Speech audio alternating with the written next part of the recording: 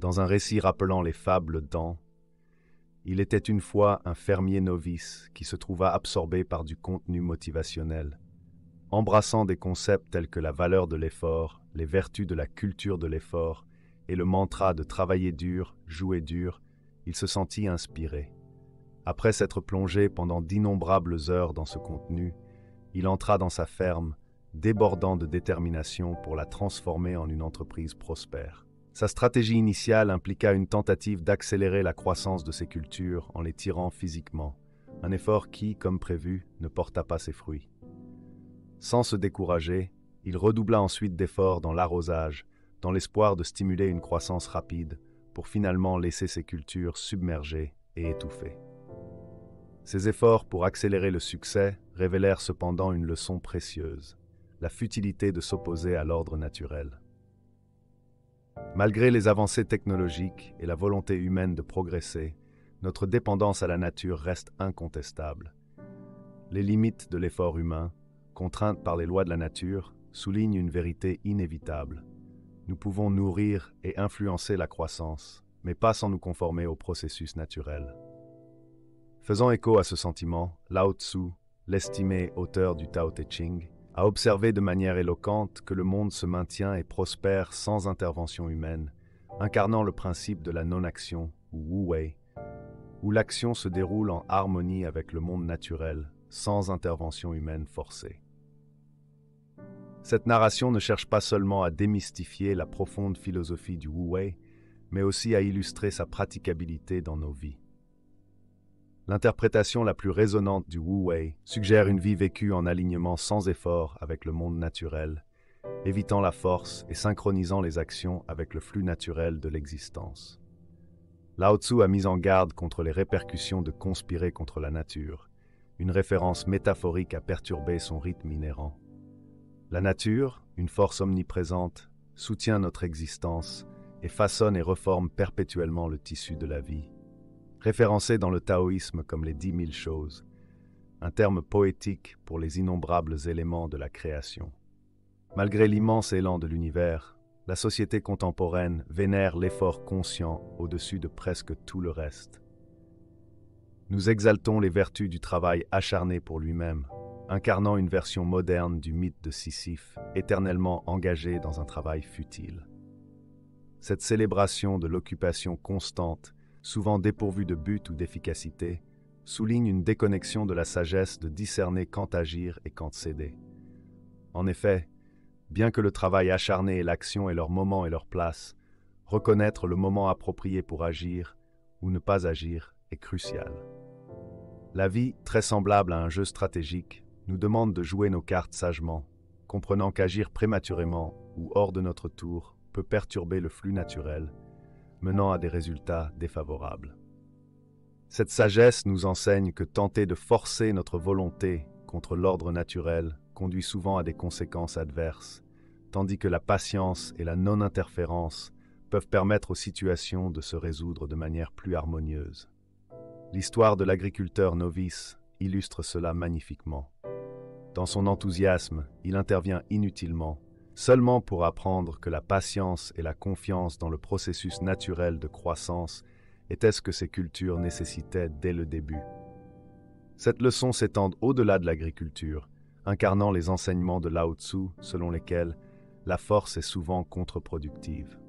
La nature, dans son essence, nous demande de comprendre notre rôle en son sein, semer, attendre et finalement récolter lorsque le moment est juste, chaque étape prise en alignement avec le cycle naturel.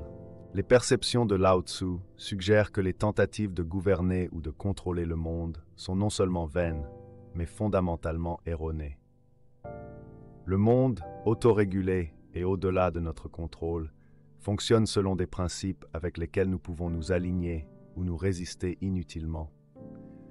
Nos efforts pour dominer ou remodeler le monde selon nos désirs sont non seulement destinés à échouer, mais nous éloignent également du chemin de la sagesse et de l'harmonie avec le monde naturel. Du monde tel qu'il est, naviguant ses complexités avec la flexibilité et l'adaptabilité de l'eau, incarne l'essence du Wu Wei. Ce principe nous invite à mener ou à suivre selon ce que la nature entend, reconnaissant nos forces et nos limitations inhérentes et agissant en accord avec le grand flux de la vie. À travers cette acceptation, nous évitons les pièges de l'excès et des extrêmes, embrassant un chemin d'équilibre et de compassion. En approfondissant le Wu Wei, nous découvrons ses implications profondes pour nos actions et interactions. Il défend une approche de la vie qui n'est ni passive ni agressivement assertive, mais harmonieusement alignée avec l'ordre naturel. Cette ancienne sagesse, loin de nous rendre inactifs, offre un guide pour interagir avec le monde d'une manière qui est efficace et en harmonie avec les principes fondamentaux de l'existence, promettant une vie d'accomplissement et de paix. Adopter l'essence de l'action sans effort change notre perspective des notions traditionnelles de non-action ou d'existence passive vers un état d'être plus dynamique. Cela suggère une manière d'interagir avec le monde qui est active mais non forcée, où les actions découlent naturellement de la situation, plutôt que d'être poussées par la surréflexion ou la planification excessive.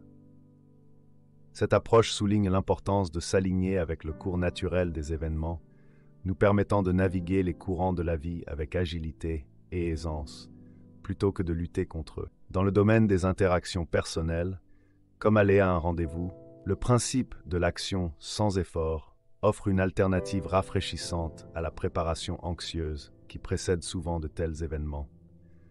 Au lieu de répéter des phrases ou des stratégies sur comment se présenter, l'action sans effort encourage l'authenticité et la spontanéité. Elle nous enseigne que les connexions véritables ne se forment pas à travers des tentatives calculées pour impressionner, mais par le simple acte d'être soi-même, libre des attentes d'un résultat spécifique. Zhuangzi, une autre figure révérée dans la philosophie taoïste, éclaire encore ce concept en explorant comment notre attachement à des buts ou objectifs spécifiques peut déformer nos actions et états émotionnels.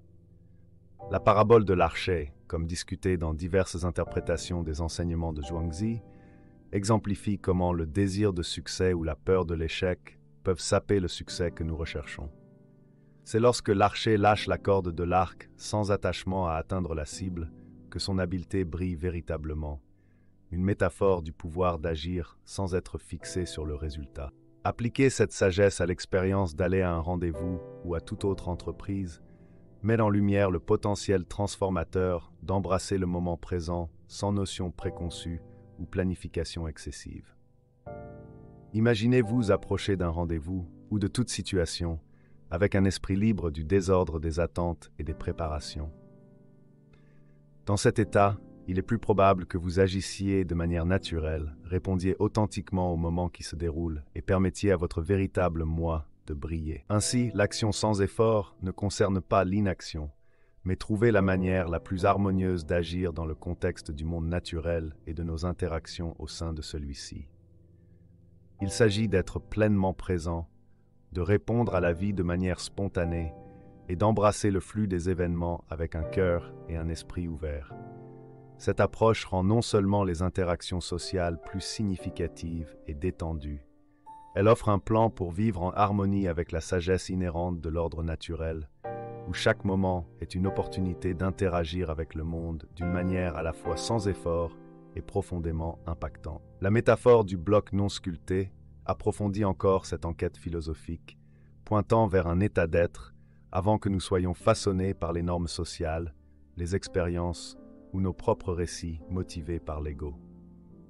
Elle suggère un retour à un état plus authentique, non conditionné, où la perception de la réalité n'est pas obscurcie par des préconceptions, des biais ou les distorsions de l'ego.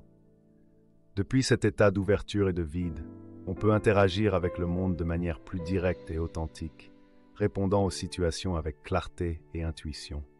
L'interprétation du Wu Wei par la Dr. Huolian Chong souligne cet aspect de vide ou d'ouverture comme crucial pour interagir avec le monde de manière efficace.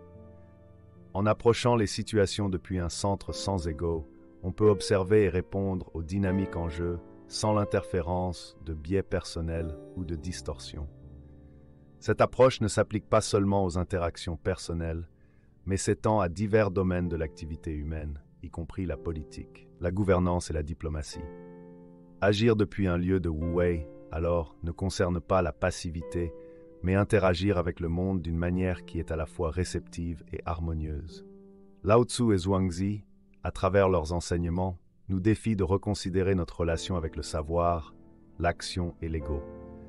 En prônant un jeûne du cœur, ils suggèrent une manière de lâcher prise qui ouvre l'espace pour une compréhension et une connexion authentique. Cette forme d'engagement permet une interaction plus nuancée et efficace avec le monde, une qui est alignée avec le Tao ou la nature fondamentale de la réalité. En résumé, la philosophie du Wu Wei et la métaphore du bloc non sculpté nous invitent à explorer une manière de vivre qui est en harmonie avec le flux naturel de la vie, où les actions émergent non pas de l'effort forcé ou des intentions motivées par l'ego, mais d'un lieu d'alignement avec l'ordre naturel. Cette perspective ne diminue pas la valeur de l'action, mais affine notre compréhension de quand et comment agir pour la plus grande harmonie et efficacité. Merci de regarder.